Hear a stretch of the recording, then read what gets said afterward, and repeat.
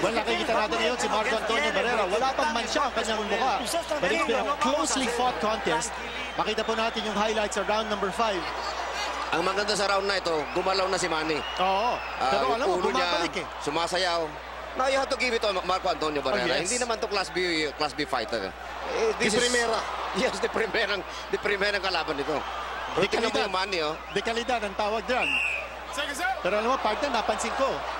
Yung mga suntok ni Manny.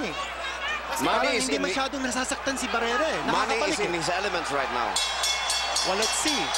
We're waiting for that power to come through. Ito na, pinagdidikitan ni Manny yung kanyang gloves, yung kanyang patented na pagkikis ng kanyang gloves, yung pagdidikdik.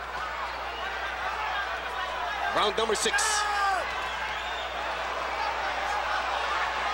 Ang taas ng excitement level sa laban na to, ha? Walang gumagalaw. Oo. Very close. At the end of every round, the people inside the Mandalay Bay stand up. At ito po ang ating Motolite pangmatagalan, round number 6.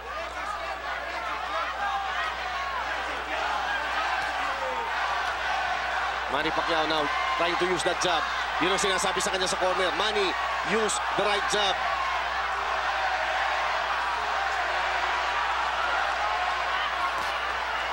Pero tumatama yung Barrera. Every time Manny unleashes a combination. Tina-timing ni Barrera eh. Pag nakikita niya na nagla-lunge in si Manny, right after Manny lunges in at wala siyang tinatamaan, dun babalik agad si Barrera. But Manny attacks. Barrera obviously studying the way Marco or rather Marquez played.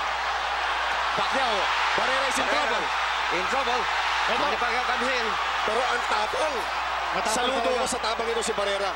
Ang ginagawa dito ni Manny, kinokorn niya si Barrera.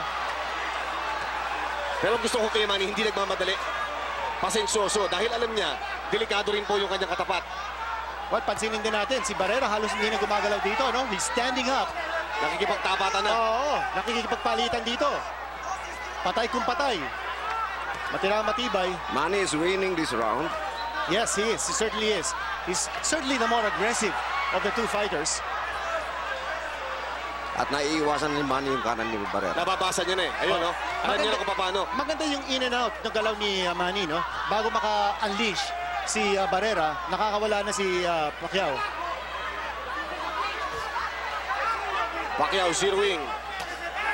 Tinamaan pero sa may bandang gloves na, sa may bandang siko. Oh, wala yon. Not a connection, not a clear one. Alam mo ang sinasabi dito ng corner ni Barrera, umikot siya dun sa kanan ni tumama. Barrera. Excellent shot by Barrera. Oh, here's the back. What a fight in our Alaxan moment. And Manny Pacquiao is hit. But he comes back with a strong combination. Ito rin naman si And Barrera is hurt. I think Manny wants to put an end to this fight. Ayun na naman ang tama, kanan. Tama ng kaliwa. Manny Pacquiao with a body. Yes. Partner, hindi na makita ni Barrera kung saan nagagaling yung mga suntok ni Manny. Blinding speed by Manny Pacquiao. Oh yes, this is what we were waiting for. Yung speed at saka yung... Round number 6. This round going to the favor of the pambansang kamao. Agree ba kayo doon? Yes. Oh. Walang kaduda-duda. End of the round. Big round there from Manny Pacquiao.